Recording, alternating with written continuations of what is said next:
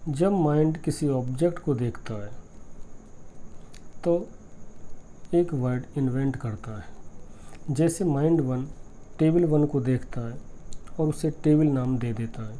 कुछ देर के बाद माइंड 1 एक अलग डायमेंशन की टेबल देखता है और उसे भी टेबल नाम दे देता है। अभी इस टेबल के पीछे, टेबल नाम के पीछे माइंड 1 में 2 इमेजेस हैं, टेबल 1 और टेबल 2 के। कुछ टाइम के बाद माइंड 1 का एक्सपीरियंस बढ़ता है और एक थर्ड डायमेंशन की टेबल देखता है, T3। उसे भी ये माइंड टेबल नाम दे देता है। अब टेबल नाम के पीछे माइंड 1 में 3 इमेजेस हैं, टेबल 1, टेबल 2 और टेबल 3 की। जब माइंड 1 इस टेबल नाम को माइंड 2 से कन्वे करता है तो माइंड 2 2 डिफरेंट टाइप की टेबल इमेज बनाता है, T4 और T5, क्योंकि माइंड 2 का एक्सपीरियंस अलग है। अब यहाँ माइंड 1 माइंड 2 से जो टेबल वर्ड ट्रांसफ़र कर रहा था, टेबल 1, टेबल 2, टेबल 3 को देख करके उसने टेबल वर्ड इन्वेंट किया, टेबल वर्ड फॉर्मेशन किया और इस टेबल वर्ड को जब माइंड 2 को कन्वे किया गया तो इसने एक अलग ही इमेज प्रोड्यूस की। तो जब कोई डाटा एक माइंड से दूसरे माइंड में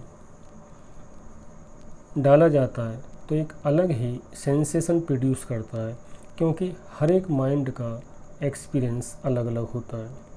और जब आइडिया को एक माइंड से दूसरे माइंड में इंसर्ट किया जाता है तो आइडिया डिस्टॉर्ट हो जाता है और बिना डिस्टॉर्ट हुए माइंड में एंटर कर ही नहीं पाता, क्योंकि माइंड के एक्सपीरियंस अलग अलग हैं। अब इस कॉन्सेप्ट से कुछ आइडियाज आते हैं। पहला तो एक ये कि वर्ड मीनिंग टाइम के साथ साथ चेंज होते रहते हैं। दूसरा कि हर एक माइंड में एक वर्ड अलग अलग मीनिंग क्रिएट करता है। कोई भी एक फिनोमिना अगले टाइम पर एक डिफरेंट सेंसेशन प्रोड्यूस करता है और दूसरे माइंड में भी डिफरेंट सेंसेशन ही प्रोड्यूस करता है। वर्ड्स साउंड सिग्नल्स हैं जो सिर्फ एक हेल्पिंग है और वो नॉलेज को सही तरीके से ट्रांसफ़र नहीं करते। तो किसी भी फिनोमेना को, एक्सपीरियंस को हम वर्ड्स में चेंज नहीं कर सकते।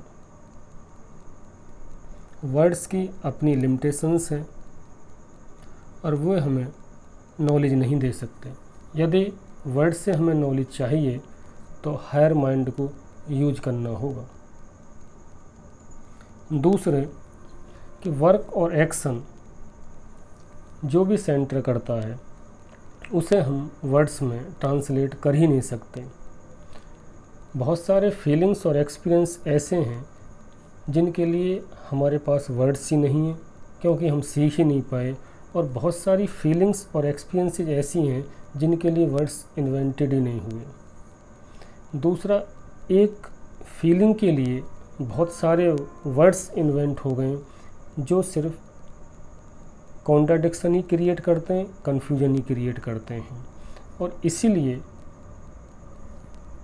एक्सपीरियंस को या फिनोमेना को एक्सपीरियंस करने के लिए एक नई एडवांस लैंग्वेज की ज़रूरत है। टाइम के साथ साथ लैंग्वेज बदलेगी और नई लैंग्वेज आएंगी ही। तो माइंड टाइम के साथ साथ मीनिंग और एक्सपीरियंस चेंज करता रहता है और नॉलेज यदि हमें गेन करनी है तो हायर माइंड का यूज करना है। और हायर माइंड क्या है, कैसे वो इवॉल्व होगा, इसके लिए हम लगातार बात कर ही रहे हैं। Thank you.